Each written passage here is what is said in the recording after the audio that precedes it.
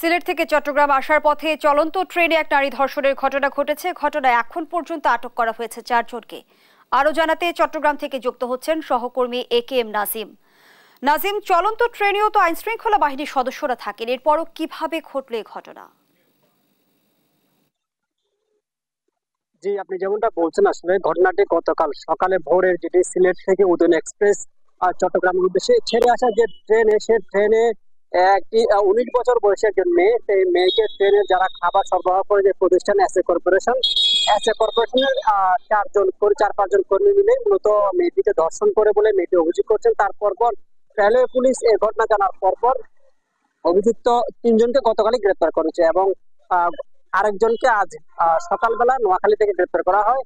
এই পর্যন্ত এই ঘটনায় 4 জনকে গ্রেপ্তার করা হয়েছে এবং ট্রেনে একজন গার্ডকে বরখাস্ত করা হয়েছে। পাশাপাশি এসএ কর্পোরেশন যে খাবার সরবরাহ করে তাদের কার্যক্রম স্থগিত করে রেলের পক্ষ থেকে বিজ্ঞপ্তি জারি করেছে। আপনি যেটি বলেছেন, ট্রেনে আইন শৃঙ্খলা বাহিনী থাকার পরেও কেন এমন করছে, আসলে অনেক সময় আইন শৃঙ্খলা বাহিনী তারা তাদের মতো করে থাকে, কারণ রেলের যারা যাত্রীরা রয়েছে তাদের নিরাপত্তার বিষয়ে আমরা যতটুকু জেনেছি, রেলওয়ে যে নিজস্ব যে নিরাপত্তা বাহিনী রয়েছে তারা রেলওয়ে প্রশাসন উদাসীন বলে অভিযোগ করে থাকেন যাত্রীরা, কারণ তারা নিজেদের মতো করে থাকেন এবং বগিতে বা ট্রেনের বিভিন্ন বগিতে যেসব যাত্রীরা থাকেন তাদের বিষয়ে রেলের নিরাপত্তা কর্মী পাশে রেলওয়ে পুলিশ অনেক সময় উদাসীন এবং তারা খোঁজখবর নেন না, বা অভিযোগ করা হলে অনেক সময় তারা অভিযোগগুলো ছোটখাটো অভিযোগ তারা আমলে নেন না।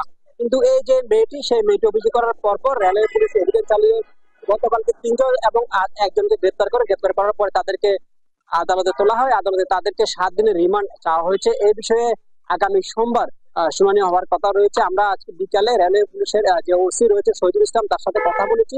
তিনি যেটি বলেছেন, ধর্ষণের ঘটনায় অভিযুক্ত যে মেয়েটি অভিযোগ করছে, সেই মেয়েটি একটি মামলা দায়ের করছে। সেই মামলায় যে 4 জনকে গ্রেপ্তার করা হয়েছে তারা জেল হাজতে রয়েছেন এবং তাদের বিরুদ্ধে যে রিমান্ড শুনানি সেটি সোমবার শুনানি হবে। তাদেরকে 7 দিনের রিমান্ড চাওয়া হয়েছে।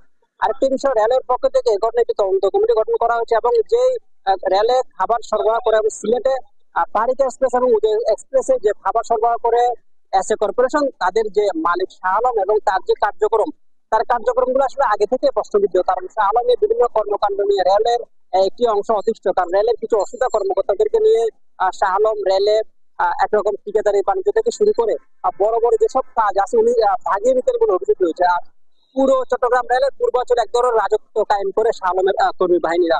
সেই জন্য আসলে অনেকেই ভয়ে কথা বলে না, কিন্তু এখন এই বিষয়টি প্রকাশ্যে আসার পরে আসলে ধীরে ধীরে এসবের খোলাস বেরিতে শুরু করেছে।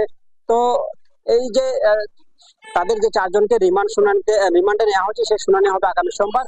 এখন পর্যন্ত মেয়েটিকে চট্টগ্রাম মেডিকেল কলেজ হাসপাতালের ওয়ান স্টপ ক্রাইসিসে নেওয়া হচ্ছে, সেখানে পরীক্ষা নিরীক্ষা করা হবে।